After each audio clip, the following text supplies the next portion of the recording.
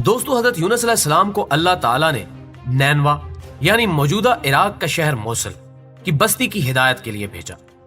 نینوا میں آپ علیہ السلام کئی سال تک ان کو تبلیغ کی دعوت دیتے رہے، مگر قوم ایمان نہ لائی۔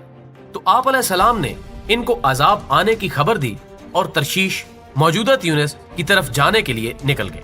حضرت یونس علیہ السلام جب قوم سے ناراض ہو کر چلے گئے تو قوم نے آپ علیہ السلام کے پیچھے توبہ کر لی۔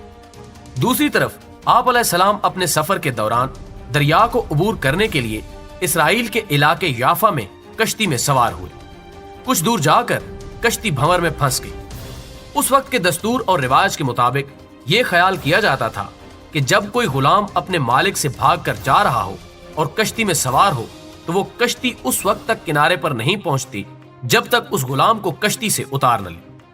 اب کشتی کے بھنور میں پھنسنے پر ان لوگوں نے قرعہ ڈالا جو حضرت یونس علیہ السلام کے نام نکلا۔ 3 دفعہ قرعہ آپ علیہ السلام کے نام ہی نکلا تو آپ علیہ السلام نے فرمایا، میں ہی غلام ہوں جو اپنے آقا کو چھوڑ کر جا رہا ہوں۔ آپ علیہ السلام نے خود ہی دریا میں چھلانگ لگا دی تاکہ دوسرے لوگ کنارے پر پہنچ جائیں۔ اللہ تعالیٰ نے ایک مچھلی کے دل میں القا کیا اور حکم دیا کہ حضرت یونس علیہ السلام کو بغیر نقصان پہنچائے نگل لے۔ اس طرح آپ علیہ السلام مچھلی کے پیٹ میں آ گئے۔ یہ آپ علیہ السلام پر ایک امتحان تھا۔ حضرت یونس علیہ السلام کو مچھلی کے پیٹ میں جانے کی وجہ سے ذوالنون اور صاحب الحوت کہا گیا ہے۔ اللہ تعالیٰ ارشاد فرماتا ہے، الانبیاء آیت 87، اور مچھلی والے کو بھی ہم نے نوازا۔ یاد کرو جب وہ بگڑ کر چلا گیا تھا اور سمجھا تھا کہ ہم اس پر گرفت نہ کریں گے۔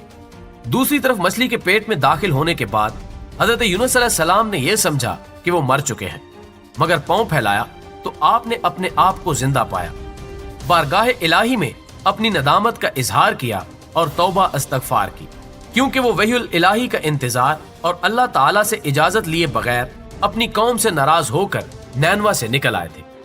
پھر مچھلی کے پیٹ میں حضرت یونس علیہ السلام نے اپنی خطا کی یوں معافی مانگی، الانبیاء آیت 87۔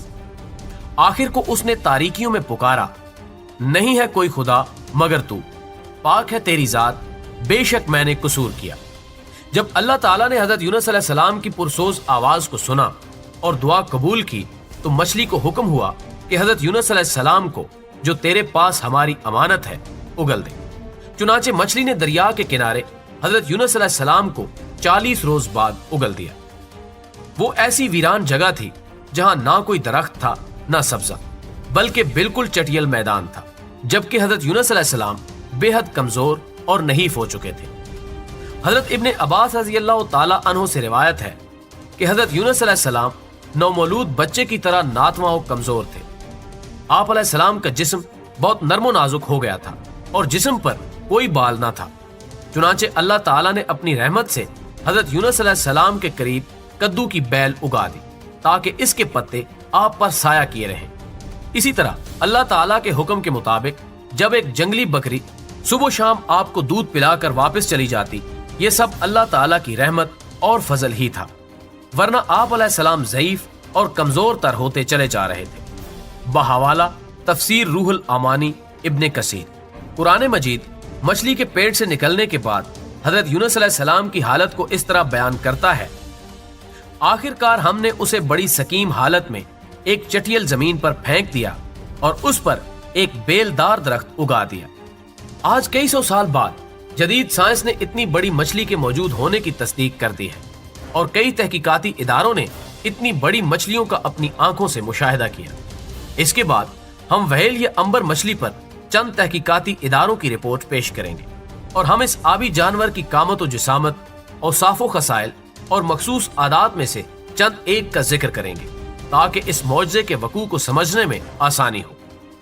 مگر ویڈیو کی طرف آگے بڑھنے سے پہلے ہماری نئے آنے والے دوستوں سے درخواست ہے کہ وہ پہلے چینل کو سبسکرائب کریں اور ساتھ موجود گھنٹی کے بٹن کو بھی دبا دیں تاکہ ہماری آنے والی ہر ویڈیو تواتر کے ساتھ آپ تک پہنچتی رہے۔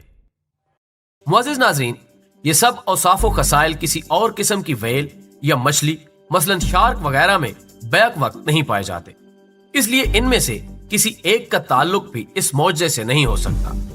ویل دراصل دیو پیکر عظیم الجثہ مچھلیوں کے ایک وسیع خاندان کا نام ہے، جس میں بڑی ویل، بوتل کی ناک والی ویل، قاتل ویل، نیلی ویل، ڈولفن، पायलट वेल और नारो वेल शामिल है।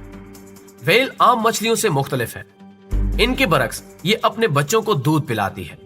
ये इंसानों की तरह फेफड़ों से सांस लेती है। सबसे बढ़कर ये कि इसका खून गर्म होता है। वेल के मुंह के करीब 2 नथने होते हैं जो तैरते वक्त अमूमन सतह समंदर से ऊपर होते हैं। चुनाचे इसे सांस लेने में कोई दुश्वारी नहीं होती। ये खासी देर तक गहरे पानी में रह सकती है। वेल का मुंह ही इतना बड़ा होता है कि इसमें 20 से 25 आदमी एक साथ बड़ी आसानी से खड़े हो सकते हैं। माल गाड़ी का एक डब्बा वेल के मुंह में बआसानी रखा जा सकता है। कलकत्ता के अजायब घर में वेल के गाल के 2 खोपड़े हैं जो 25 से 30 हाथ लंबे हैं। नीली वेल के मुकाबले में अंबर की लंबाई और वजन कम होते हैं। डॉक्टर बेल और डॉक्टर बेंट ने एक अंबर की लंबाई 84 फुट लिखी है। डॉक्टर बेल के मुताबिक 36 फुट और जमीन पर लिटाने के बाद इसकी ज्यादा से ज्यादा ऊंचाई 12 से 14 फुट होती है। अंबर व्हेल के मशहूर शिकारी बेलन ने अपनी मशहूर किताब में लिखा है कि एक अंबर की लंबाई जो उसके मुशाहिदे में आई वो 70 फुट थी। इसका हलक बहुत फराग और वसी होता है जिससे ये एक लहीमो जसीम इंसान को बआसानी निगल सकती है और बाद में खास हालात में उसे उगल कर बाहर फेंक सकती है। कुरान की 3 सूरतों में हजरत यूनुस अलैहिस्सलाम के मछली के निगल लेने का वाकया है।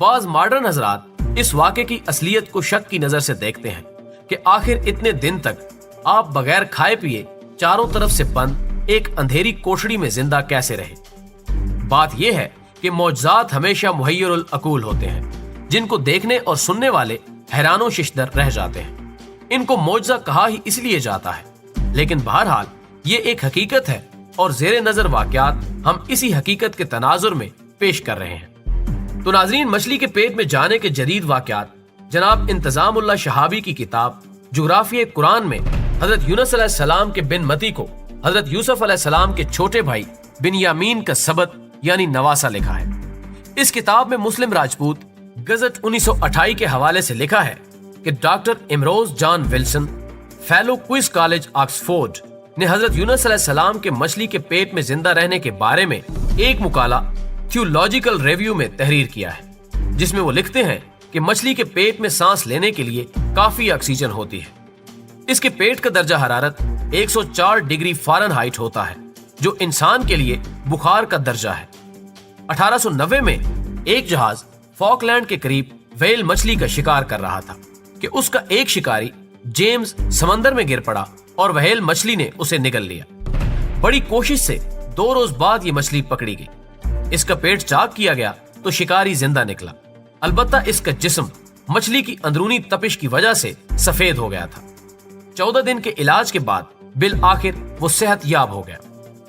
दोस्तों, वीडियो पसंद आने की सूरत में इसे दोस्तों के साथ शेयर करते हुए कमेंट बॉक्स में अपनी राय से भी जरूर आगाह रखिएगा।